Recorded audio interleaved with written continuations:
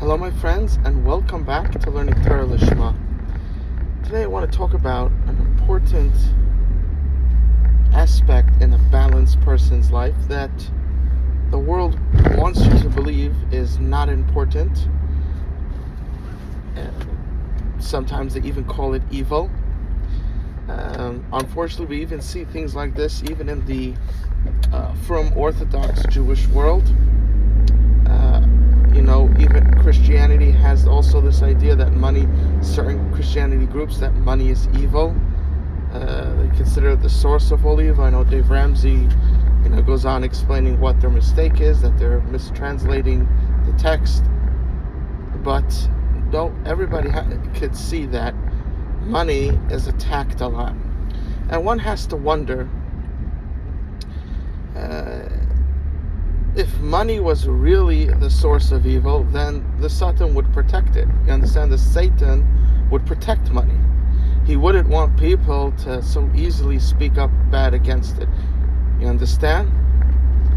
So, if money is one of the easiest things to speak bad about, it would seem that there's good reason to suspect that not only is money not the root of all evil, but it's actually might be one of the roots of all goodness. Just in a simple way, if you want to affect the world in a good way, in a big way, that requires money. Without money, you really can't do it. So, but let's get a little deeper into it, So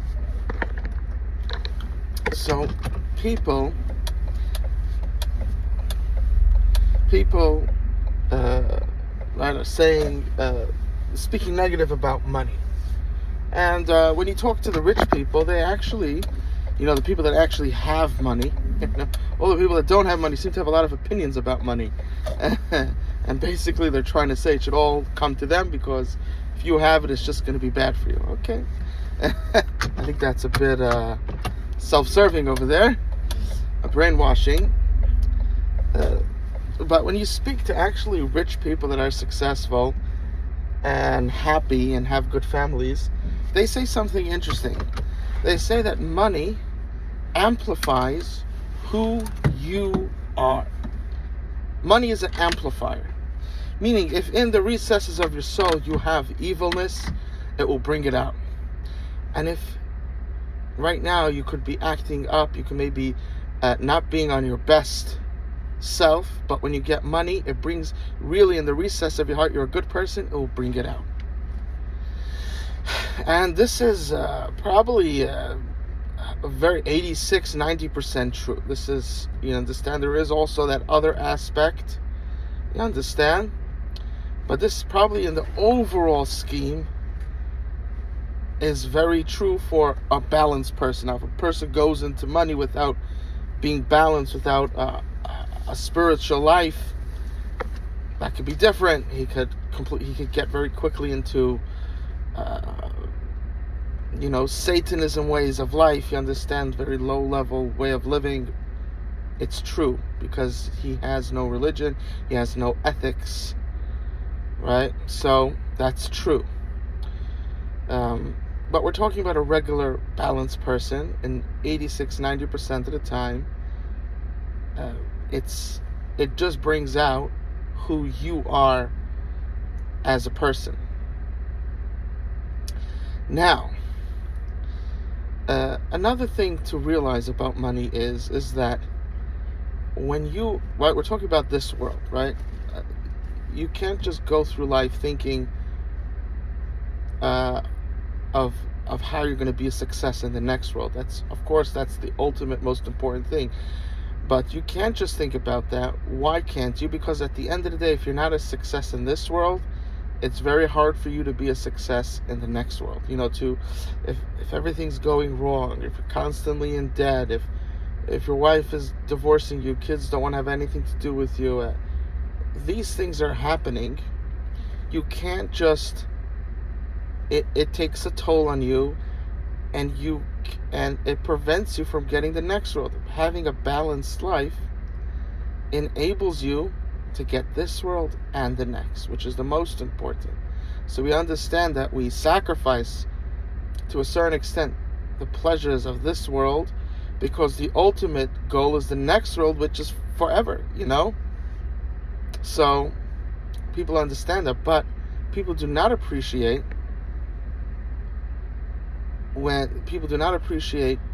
the mistake of ignoring this world. You're here now, ignoring the fact that you're here, and especially people that are very spiritual, lots of times have a big difficulty in this yesod, in this foundation, in this understanding, and then they pass that on to the medium group of people, to the regular people, and it's very detrimental. They cause a lot of damage.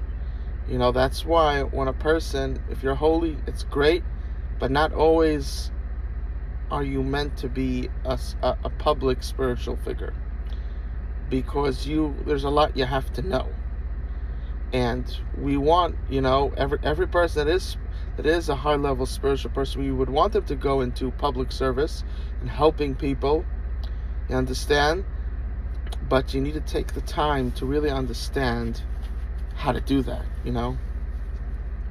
because a lot of these people, they cause more harm than damage. If you have a regular bound person that goes into helping people, he actually, in the majority percent of the time, 86, 90% of the time, he causes good. However, when you have a high spiritual person that goes into helping people, they could be like 50-50, you understand? Or, God forbid, chas v'shalom, worse. So it's very important to take time out to understand how Hashem set up the world, and just because maybe you believe yourself to be Reb Shimon Bar Yochai doesn't mean that everybody else is that. You understand? You're an exception, and probably you're also delusional, thinking that you're Reb Shimon Bar Yochai in that league. You understand? If a great tzaddikim in his time, also it didn't work out for them, then it's a bit foolish to think that you will. You understand? So it doesn't mean that that you won't have a scenario that it will work out. You will have scenarios, but it'll be very far and few. You really have to self-search to see if even you are one of those people, and certainly not to push this on other people. It's less than 1%. You understand? Less than 1% of the people that are actually keeping the commandments. You understand? It's less than 1%. And even if you're going to fight and say it's 10%, that's still, it's very little. So to just be pushing it on everybody, that's wrong. Rather, you should see the way Hashem set things up, and how Hashem set things up to work, and do that accordingly. And that's that's exactly what happened to the Rashbi says. Go back to the cave, because he had to learn a little more, what it means that there's different levels. By him, the next world was such a reality, he couldn't see this world. And that's sometimes a difficulty that a righteous person has, that he can't experience this world. He only sees the next. And he doesn't realize that for most people, they need a much, the righteous person just eats so we shouldn't die. But a regular person, he needs more of this world to succeed than this high, you understand? Than this highly righteous person who, literally, is the bare minimum. You understand? So, and especially in today's world, even if you are able, let's say you found someone that is is able to eat very little and really is steiging, no one wants to marry him. You understand? If you don't have money, if you're a shlump, you look like a shlump, you understand? No one wants to marry you. I know in PMG, I've talked to guys that they want to create a fund so the bacham should have good looking clothing. A lot of bacham walking around with tattered clothing, you understand? you have to understand there's first of all the reality of the person, and then there's also the reality of the world. You understand, and of the community, and you have to take that into account. They want a nice wedding. If you're not going to have it, I know people that they're learning and full time, and they finally got a girl, a bit late, but they got one. Today it's very hard to get married early. First of all, the schools are not, their rebbeim aren't talking about it, aren't pushing people to get married, meaning the word is not pushing, but they're not even talking to them about getting married. It's just left out of the conversation. And therefore, the person has to wake up on his own, and that could take a while, you understand? So, there's no one encouraging people to get married. They're not really teaching them how to be a good husband. Girls actually have a better chinuch when it comes to marriage, to a certain extent, and they also teach them very negative things about your achroi on his, his kedusha. You understand? Very big mess up. So, but getting back to what we were saying.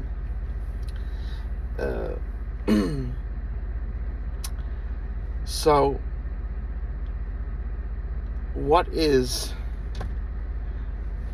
Take a moment, right? We went on a big detour to get back to what we were saying. We were saying that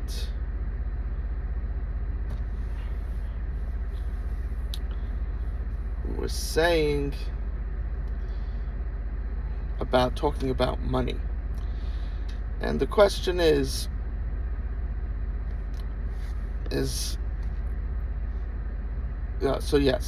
so in life, right, they're portraying money as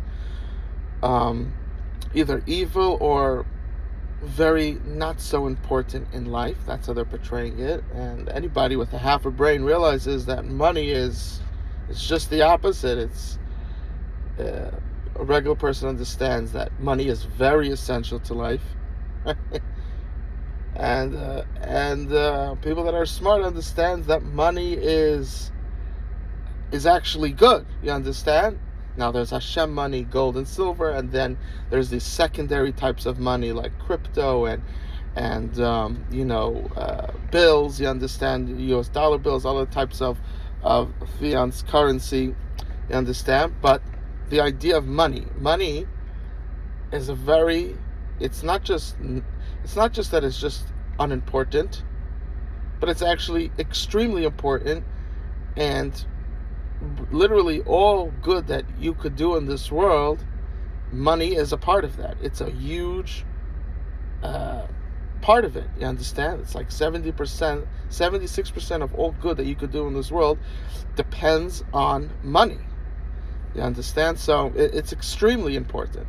It is holiness. Could you use it for evil? Absolutely. So money is not good or evil. It's just how you use it. You understand? And if you're using it for good, then its goodness is unimaginable. You understand? With money, you could save people from dying. You could heal people from sicknesses. You understand? You could shelter people in homes. Money is one of the biggest things ever. So, this is, but let's get a little deeper. In a person's life, right, there's different ways that people, for different reasons, a person's mechabit you. They look at you in a good way. So, one is if you're married, you could say you're married, right? Another one is a shem tov. You have a good name. You're a nice, good person. That's also kahuna. You could come from a priestly family. Also, right? Different things. One of them also that isn't mentioned is money. If you have money, people look at you in a higher way.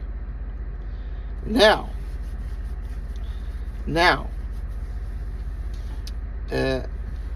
money has this. Now let's take it. If someone, God forbid, Chashon, gets divorced, right? So that honor that they're looking at you because you're married goes away, and even possibly is worse than someone that was single, because now you have that stigma of someone that's divorced. So that's one thing. Not only that, but okay, so that's that. Now, going into a Shem Tov, a good name, right? Having a good name is extremely important. It's essential to being successful in life. Absolutely. Hard to succeed with money if you don't have a good name.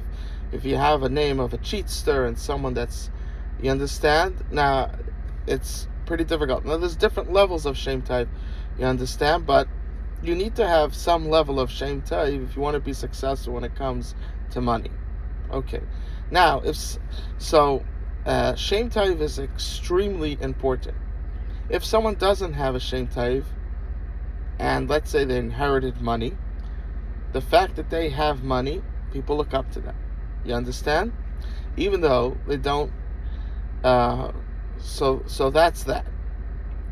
Now, if someone comes from a priestly family, no one really cares. You understand?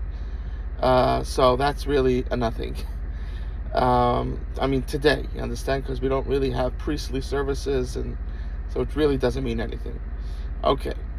So, but in Judaism, it does make a difference in certain scenarios. Halachically, according to certain laws, you have to treat them in certain ways. When it comes to Aliyah, they get the first Aliyah. There's certain laws, but really not much, and really doesn't do much. Okay. Now,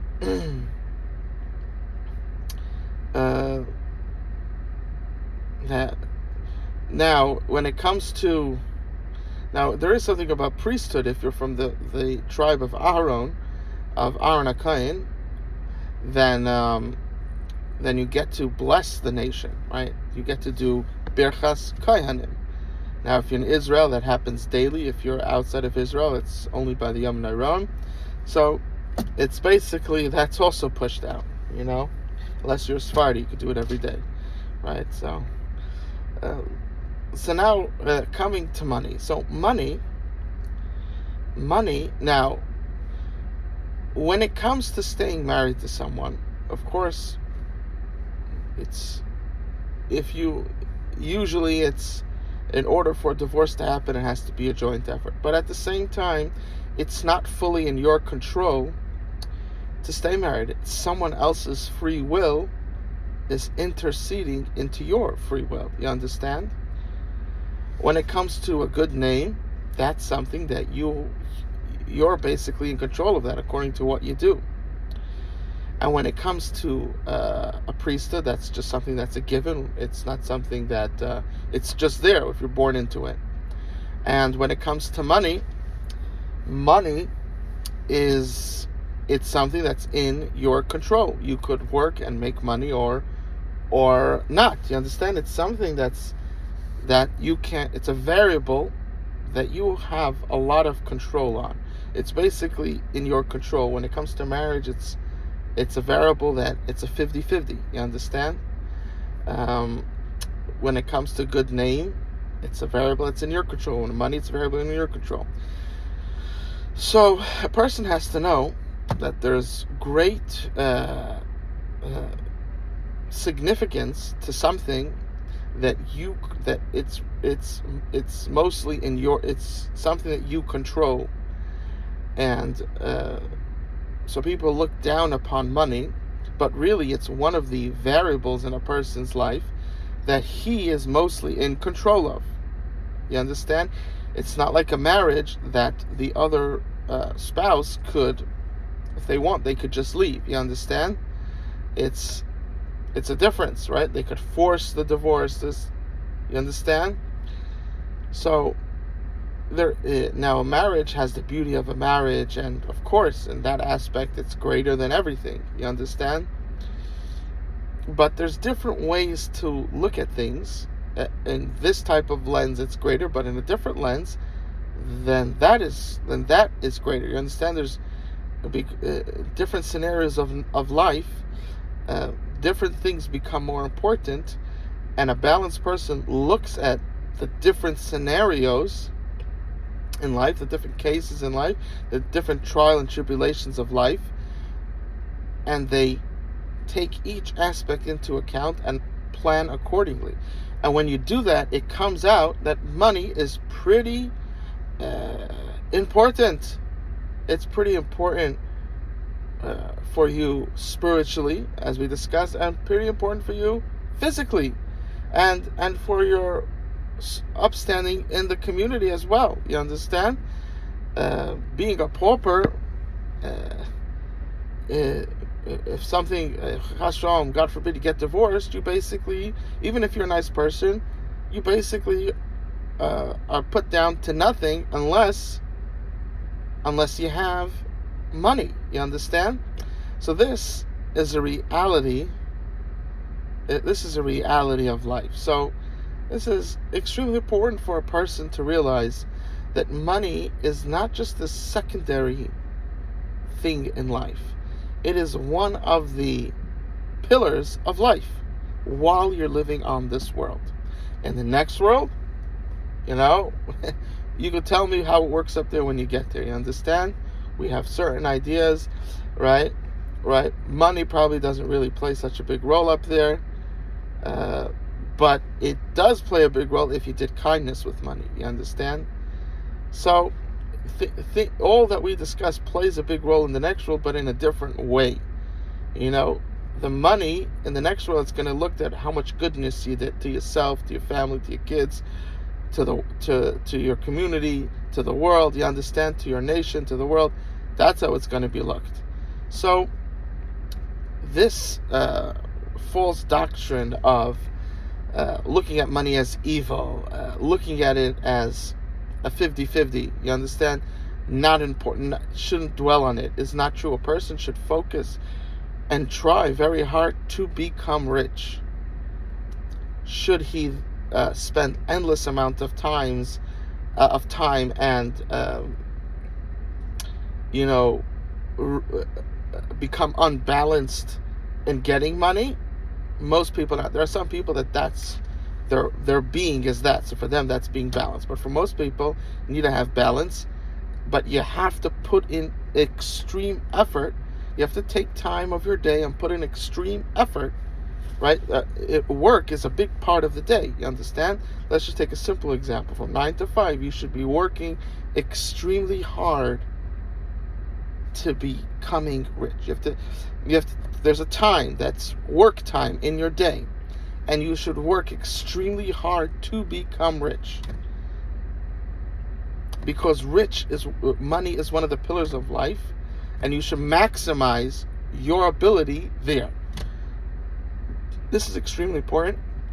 This is something that Hashem wants for everybody, right? Hashem gave us America, and it showed how the simple person could become rich, right? You have people that were nobodies, but they put in extreme effort. Some of them putting 11, 12 hours a day, you understand? Sometimes even more, 16 hours a day.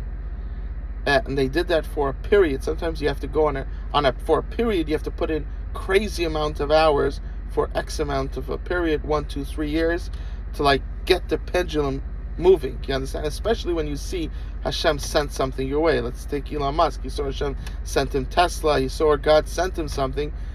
He took a few years of working crazy hours to push the pendulum into success, because it's not so easy. And sometimes that's what's needed. But everything with a calculation, with a cheshbon. You understand? You see, he got divorced also by doing this, because he married someone that did not appreciate, again, I'm not going to speak, maybe there's other things, but let's say in a scenario, right, you could have a wife that's saying, well, you're not with me, you understand? So, again, not speaking about their relationship, I don't know what happened there, I'm just referring to that idea. You could have a wife that's, you're not with me, so they divorce you. It's important, right? It's important to marry a wife that also understands these truths of life and balance, and it's extremely important.